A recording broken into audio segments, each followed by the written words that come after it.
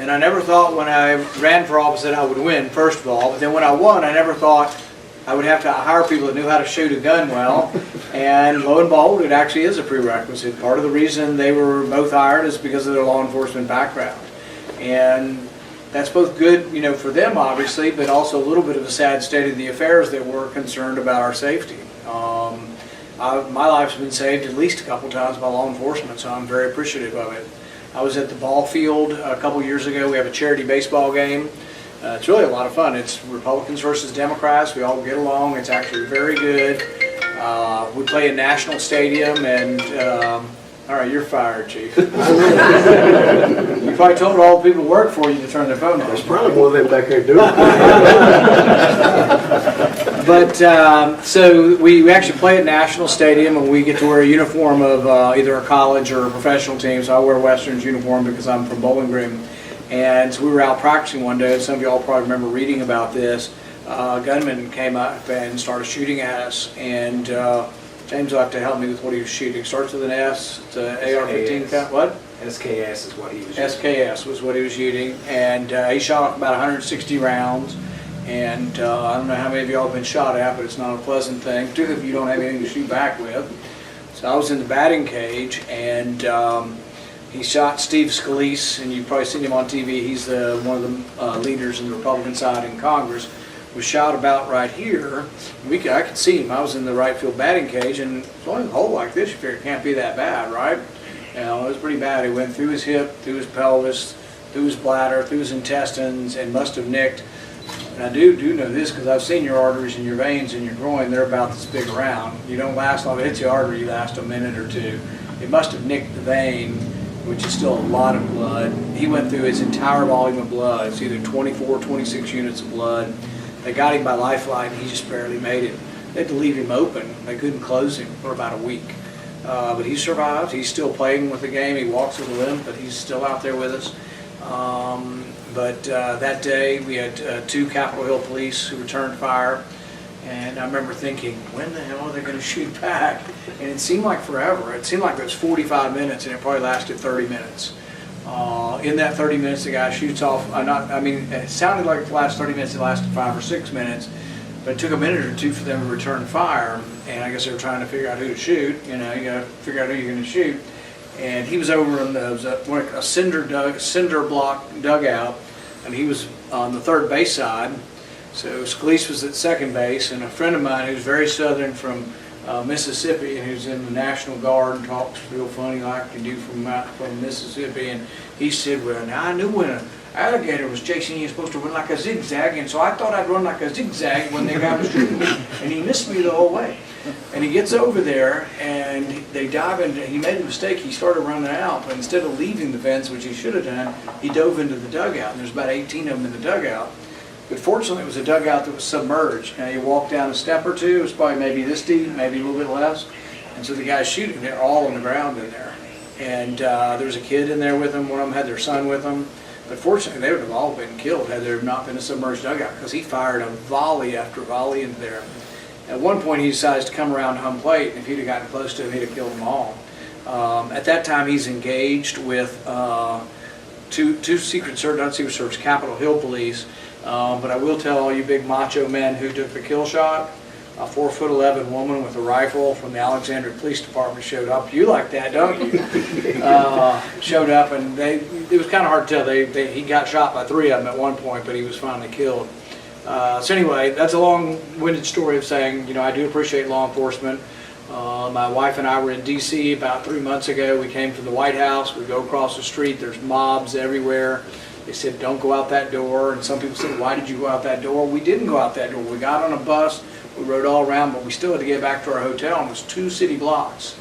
And I've been married for 30 years, and my wife, I think, was about to divorce me after this episode because she said she shouldn't listen to me, which is probably true. I said, we can make it. Famous last words. We walked about these are big city blocks, so maybe a 100-yard block. We walked, and as we were coming there, coming around the corner, was a whole bunch of people marching and yelling and screaming. They saw me and recognized me, and they said, we've got him. So they surrounded us, and we made it to about 3 policemen on a corner. And as we got there, the crowd got big. There was probably 100 people that were spitting on us, throwing fluid on us, saying they were going to kill us. And we really thought that we took them for their word. But even with the police there, with 3 policemen, we weren't sure that the policemen could stop them. I mean, there were so many, there was just too many. And as a police person or a woman, man, you realize sometimes it's hard. If someone's unarmed, you're not supposed to shoot them, right? So all these people are unarmed, but they're dangerous. And can 100 people kill somebody? Sure, they can kill somebody. But I think we recognize the difficult situation you're put in trying to do law enforcement, the difficult decisions you make. And I think this is the problem that many in the public and the press are condemning the police for everything, and it's a hard decision to make. And these are difficult positions you have to make on the spur of the moment. We finally got, I think we were going to be overrun by these people, and they called for reinforcements. And a bunch of them came, and so there was about 4 or 5 guys, and they were using their bikes. They were holding their bikes up, and they were using them to keep people back as we made one more block to the hotel.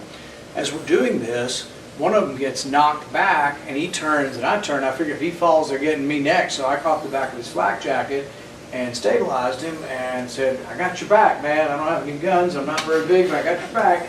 And so he stabilized him. This is what the Associated Press, and this is why you're not your local press, of course, but your national press is biased, bigoted, and not telling the truth. This is what the Associated Press reported. They said Rand Paul and his wife said they were attacked despite evidence, besides there being no evidence. Well, there's video all over the internet. You can watch it if you want to see if we were attacked or not. And then this is what they reported about the policeman. And they said one of the policemen was mildly jostled. Trying to be shoved over is not being jostled by an angry crowd. One of the police that was helping us, as we got into the hotel finally, the policeman went back out there, got hit in the face and got stitches above his eye. The guy was released on his own recognizance that night. And it's my opinion, you assault a police officer, you got to stay in jail until your trial comes up. You know, I mean, that's, if we don't have any kind of respect for law enforcement, it's just going to get worse. This guy was released on his own recognizance, and I couldn't you know, skip smarting off. And so on Twitter I said, well, if you're looking for him, he's probably in Kenosha by now. That's when they were having all the riots in Kenosha. These people are flying around all these places. When I asked them to investigate the government of D.C., I said, why don't you find out who's buying their plane tickets and buying their tickets to their hotel rooms, $700 hotel rooms in the most expensive hotels. Who's paying for them to travel around the country? But the bottom line is our lives were saved that night by police again. And people say, oh, you want to make it about race. I don't want to make it about race at all. The people attacking us were predominantly black, but 2 out of the 3 police officers were black. And we were defended by good people, doesn't matter the color of their skin. So, but I think we do need to appreciate our law enforcement more, and that's part of me being here. I want to hear from you, and we'll start that in just a minute. But it was about the 15th meeting we've had like this around the state. There literally are people wanting to represent you who think we should defund the police. This is a real problem, and I think we've got to stop it, and we need to make sure that also people appreciate the good work that you're doing for the community. About a month ago, we did a big press event at the precinct house in Louisville. They had stopped a stranger abduction. It was like a old 8 or 9-year-old girl snatched off a bicycle, and they caught him within 8 minutes. It was remarkable. But in Louisville, all you read in the newspapers how terrible the police are. And I'm not saying every policeman's perfect, and that we shouldn't have rules for how policemen behave, same way we have rules for everybody else. But they need to be appreciated. Y'all need to be appreciated when you do things. An open invitation, police chief and sheriff. If you have stories like that you want us to help promote and talk about, we're all for it. I think you should also be talking to your local newspaper, make sure they're reporting good things you do in the community. It isn't always a kidnapping. Sometimes it's an elderly woman who can't find her way around her house or gets lost in the community, something like that. There's a lot of good stuff that y'all do, and we need to make sure that we appreciate it. All right, folks, thank you so much for joining us here at Golden State Times. If you're new to the channel, we encourage you to subscribe by clicking that middle button. Also, check out our previous video by clicking the video on the right, or a video you might enjoy by clicking the video on the left. Also, don't forget to click the thumbs up button and share this video on social media. Peace.